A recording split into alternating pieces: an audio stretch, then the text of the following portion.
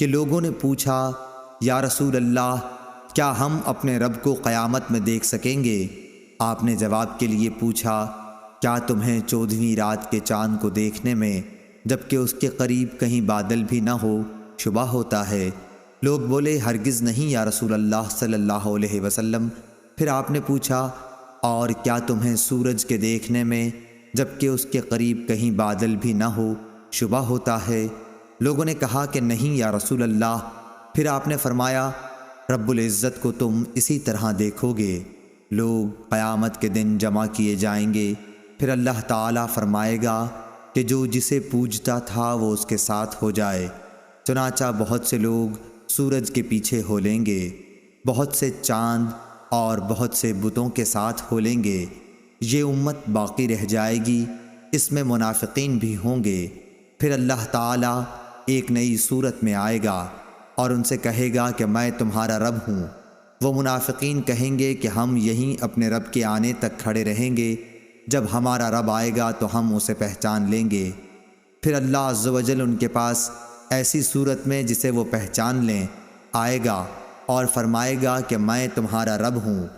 وہ بھی کہیں گے کہ بے شک تو ہمارا رب ہے۔ پھر اللہ تعالیٰ بلائے گا، پل صراط جہنم کے بیچوں بیچ رکھا جائے گا، اور حضرت صلی اللہ علیہ وسلم فرماتے ہیں کہ میں اپنی امت کے ساتھ اس سے گزرنے والا سب سے پہلا رسول ہوں گا۔ اس روز سوائے انبیاء کے کوئی بھی بات نہ کر سکے گا، اور انبیاء بھی صرف یہ کہیں گے اے اللہ مجھے محفوظ رکھیو، اے اللہ مجھے محفوظ رکھیو۔ اور جہنم میں سعدان کے کانٹوں کی طرح آکس ہوں گے۔ سعدان کے کانٹے تو تم نے دیکھے ہوں گے۔ صحابہ رضی اللہ تعالیٰ عنہ نے عرض کیا کہ ہاں۔ آپ نے فرمایا تو وہ سعدان کے کانٹوں کی طرح ہوں گے، البتہ ان کے طول و عرض کو سوائے اللہ تعالیٰ کے اور کوئی نہیں جانتا۔ یہ آنکس لوگوں کو ان کے اعمال کے مطابق کھینچ لیں گے۔ بہت سے لوگ اپنے عمل کی وجہ سے ہلاک ہوں گے، بہت سے ٹکڑے ٹکڑے ہو جائیں گے، پھر ان کی نجات ہوگی۔ جہنمیوں میں سے اللہ تعالیٰ جس پر رحم فرمانا چاہے گا تو ملائکہ کو حکم دے گا کہ جو خالص اللہ تعالیٰ ہی کی عبادت کرتے تھے انہیں باہر نکال لو۔ چنانچہ ان کو وہ باہر نکال لیں گے اور موحدوں کو سجدے کے آثار سے پہچانیں گے۔ اللہ تعالیٰ نے جہنم پر سجدے کے آثار کا جلانا حرام کر دیا ہے۔ چنانچہ یہ جب جہنم سے نکالے جائیں گے تو اثر سجدہ کے سوا ان کے جسم کے تمام ہی حصوں کو آگ جلا چکی ہوگی۔ جب جہنم سے باہر ہوں گے تو بالکل جل چکے ہوں گے، اس لیے ان پر آب حیات ڈالا جائے گا جس سے وہ اس طرح ابھر آئیں گے جیسے سیلاب کے کوڑے کرکٹ پر سیلاب کے تھمنے کے بعد سبزہ ابھر آتا ہے۔ پھر اللہ تعالیٰ بندوں کے حساب سے فارغ ہو جائے گا، لیکن ایک شخص جنت اور دوزخ کے درمیان اب بھی باقی رہ جائے گا۔ یہ جنت میں داخل ہونے والا آخری دوزخی شخص ہوگا۔ اس کا منہ دوزخ کی طرف ہوگا، اس لیے کہے گا کہ اے میرے رب میرے منہ کو دوزخ کی طرف سے پھیر دے، کیونکہ اس کی بدبو مجھ کو مارے ڈالتی ہے اور اس کی چمک مجھے جلائے دیتی ہے۔ اللہ تعالیٰ پوچھے گا کیا اگر تیری یہ تمنا پوری کر دوں تو دوبارہ کوئی نیا سوال تو نہیں کرے گا؟ بندہ کہے گا نہیں تیری بزرگی کی قسم، اور جیسے جیسے اللہ چاہے گا وہ قول و قرار کرے گا۔ آخر اللہ تعالیٰ جہنم کی طرف سے اس کا منہ پھیر دے گا۔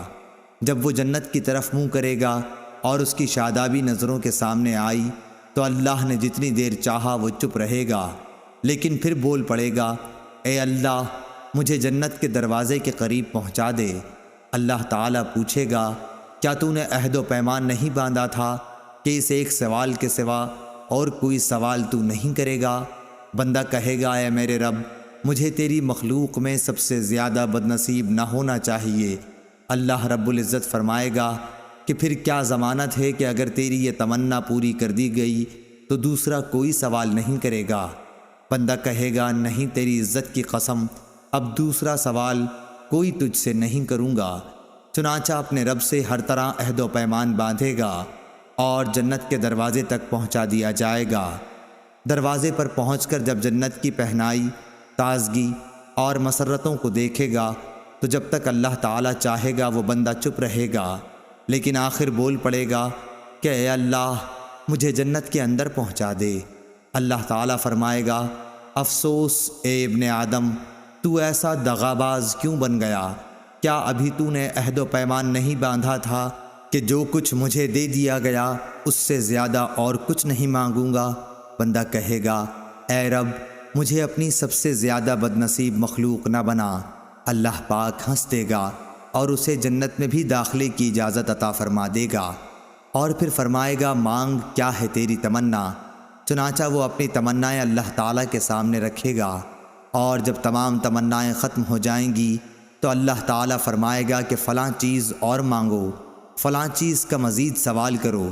خود اللہ پاک ہی یاد دہانی کرائے گا، اور جب وہ تمام تمنائیں پوری ہو جائیں گی تو فرمائے گا کہ تمہیں یہ سب اور اتنی ہی اور دی گئیں۔ حضرت ابو سعید خدری رضی اللہ تعالیٰ عنہ نے حضرت ابو ہریرہ رضی اللہ تعالیٰ عنہ سے کہا کہ رسول اللہ صلی اللہ علیہ وسلم نے فرمایا کہ یہ اور اس سے 10 گنا اور زیادہ تمہیں دی گئیں۔ اس پر حضرت ابو ہریرہ رضی اللہ تعالیٰ عنہ نے فرمایا کہ رسول اللہ صلی اللہ علیہ وسلم کی یہی بات صرف مجھے یاد ہے کہ تمہیں یہ تمنائیں اور اتنی ہی اور دی گئیں، لیکن حضرت ابو سعید رضی اللہ تعالیٰ عنہ نے فرمایا کہ میں نے آپ کو یہ کہتے سنا تھا کہ یہ اور اس کی 10 گنا تمنائیں تجھ کو دی گئیں۔ صحیح بخاری حدیث نمبر 806۔